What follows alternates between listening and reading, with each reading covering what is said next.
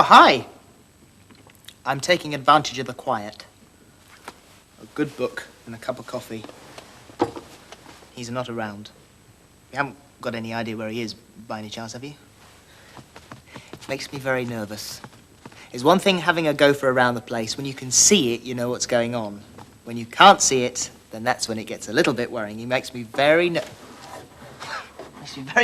when I can't see him. Yes, well, that's very funny, isn't it? Cheap old gag, Gordon, though, I have to say. Spider, it's not up to your usual standards. Now come down here and have a look at a video. I've got a video I want to show you. Come down. Mind you'll fall. I'll give you a hand down in a second. Wait a minute. Right. This is the Gopher of the Opera. And Gordon will love it because Gordon is in it. I'll give you a hand down. Let me start it off, all right? Don't swing from up there. You'll fall. Here. Have a look at this. Oh, hope this thing works. Battered old thing. You'll like this. It began, like many things, down in Gordon's burrow. And being underground, he'd been having problems with his television reception, and this particular evening, his picture had gone up the spout 10 minutes before Hill Squeak Blues, which is his favourite programme, which is why, moments later, he was standing on my doorstep wearing his cutest, most ingratiating smile. "All right," I said, "come on in, you know where it is." "Thanks, Philip," he said, and he scrambled for the TV remote. There was an audible sigh of relief as his paws closed about it and he flopped down into his favourite beanbag. The television flared into life and Gordon sat there all evening mesmerised, shoveling alfalfa-flavoured crisps into his mouth with one paw while changing channels with the other paw, avoiding the commercials with all the consummate skill of a downhill slalom skier. I watched, appalled. Gordon the Gopher was turning into a TV addict. There was only one cure. Gordon needed a good, strong dose of culture with a capital C. And I looked through the arts and entertainment section of the local newspaper, which I just happen to have here. It's called the Shepherd's Hedge Bugle. And I found what I was looking for. Here it is. It says, "The Shepherd's Hedge Opera House proudly presents The Hairdresser of Seville. Opening night this Wednesday, 7:30. Dress formal." "Gordon, we're going to see an opera," I declared. "Oh," he said. There was a short pause, followed by, "So what's an opera, then?" "It's a play," I told him, you know, where they sing rather than speak. Gordon didn't seem too taken with that idea, so I tried a different approach. The royal family go to the opera quite a lot," I mentioned casually.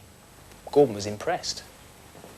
"Oh, there you are. I've been looking for you." He respectfully wiped his greasy paws on his T-shirt and said, "The royal family, really? Well, all right, I could go for some of that then, didn't you? I can remember you saying that."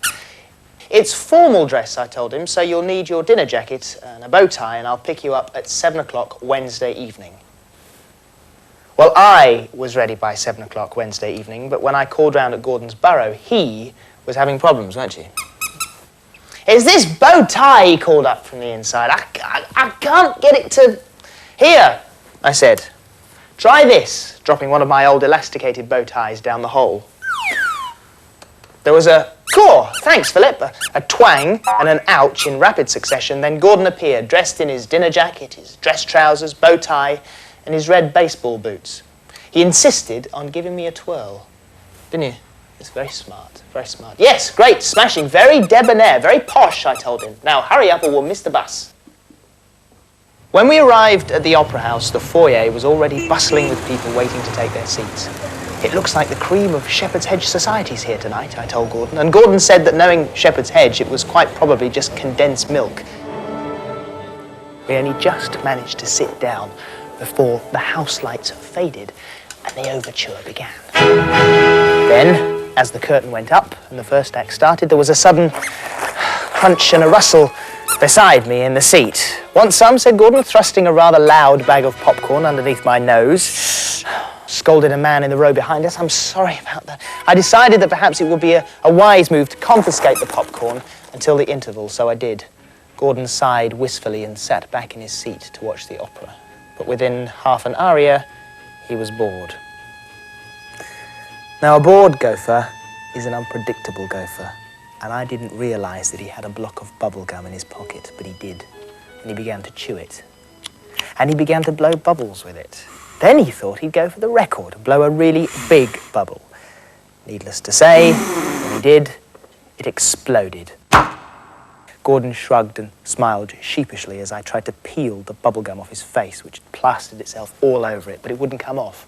It had stuck fast to his fur. "Well, it's your own fault. Look what happens if you won't keep still," I hissed. "You better go to the bathroom and try and wash it off with some hot soapy water and come straight back." So off he went. Well, I didn't know he was going to get lost, did I? But he did. After several wrong turns, Gordon found himself in a dimly lit corridor with the bubblegum already beginning to harden and contort his features into something less than his usual handsome profile. "It's no good," he said to himself. "I'm lost." Not that he was worried. I mean, what could possibly happen in an opera house, right? Gone was the posh flocked wallpaper, the velvet drapes and the carpeting. Here, it was all peeling paintwork and pipes, old props. And he could hear the faint sound of singing coming from above. Somehow, he'd wandered into the very bowels of the opera house, beneath the very stage itself. There he saw 4 stagehands sitting round an old table playing cards. This time he would just sort of saunter up and cough politely. He thought. And he was about to do just that when he spotted his own reflection in the mirror. The sight of his bubble-gummed-up face gave him such a shock that he let out a startled yelp. The stagehands turned towards the noise. "A ghost! The phantom! Run for it!" they cried. So they did. Hello, fellas," squeaked Gordon to the now empty storage area. He sighed, a deep, melancholy Gopher sigh. Then he brightened up when he saw, could it be? Yes, it was an elevator, at last. He stepped onto the platform, pushed a large lever by its side. Ka-ching!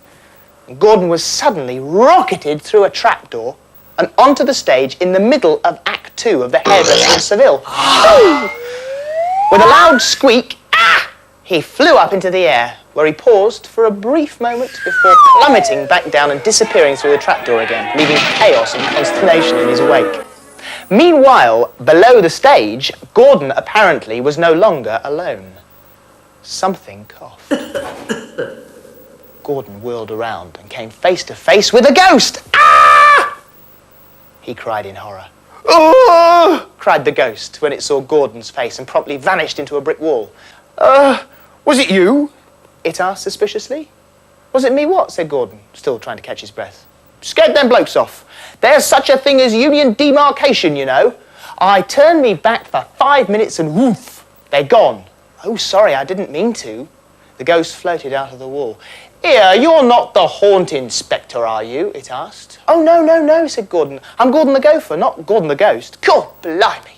I thought you was the haunt inspector for a minute, because I'm not a ghost myself yet." "You're not?" said Gordon quizzically. "You could have fooled me." No. I'm only a spook, see? A trainee ghost," said the spook. "I've just started. It'll be another 2 centuries before I make ghost. Then in 5 centuries, who knows, maybe even phantom. But the problem is, I'm useless at haunting."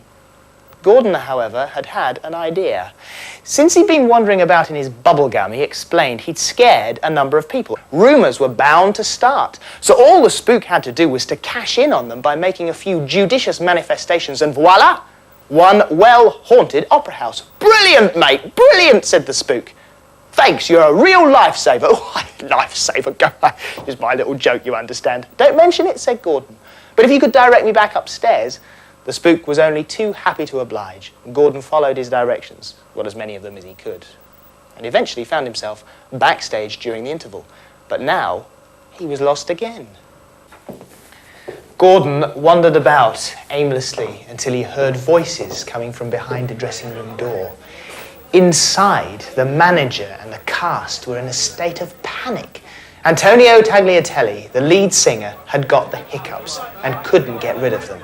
They tried patting him on the back, they tried hanging him upside down in the wardrobe while he drank a glass of water backwards, but nothing worked. Of course, what he really needed was a short, sharp, excuse me, shock. "Ah!" cried Antonio in perfect C-sharp when he saw Gordon. But before Gordon could even begin to start making excuses, the door to the dressing room opened and Antonio Tagliatelle himself stepped out, picked Gordon up, kissed him on both cheeks, despite his bubblegum, and said, "Thank you, a small furry thing. You cure my hiccups. Now the opera he's saved. Thank you, thank you." Well, of course, I couldn't believe it. It could only happen to Gordon. He seems to have this uncanny ability to wriggle out of trouble. I told you about it a little bit earlier on. I expect it's something to do with burrowing out of tight corners and all that sort of thing.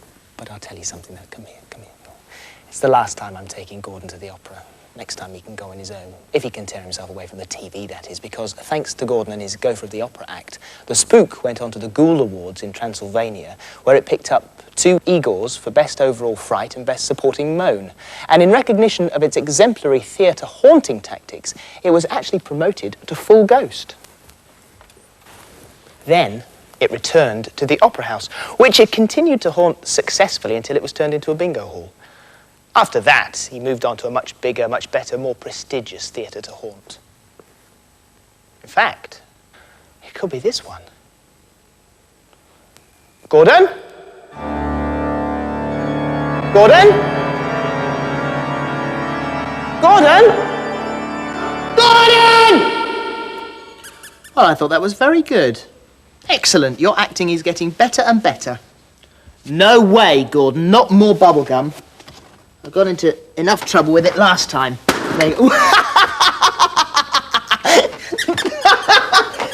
Oh, very good. And I'm not cleaning it off your face. Go and do it yourself. Serves you right.